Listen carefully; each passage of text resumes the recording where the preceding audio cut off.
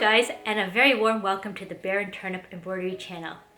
This week's embroidery features a mommy whale with her baby whale. The mommy whale is sporting a beautiful floral crown.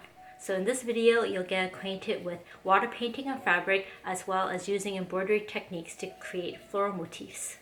My fun fact for you about the blue whale is that they are the largest animal living on Earth. So not surprisingly, they also produce the biggest babies on Earth. Just their tongues alone weigh as much as an elephant. But my lovely small whales here are as light as a feather, and the span of the hoop is only about 6 inches. This embroidery and video was made with love, so please show some love back by hitting the like and subscribe button.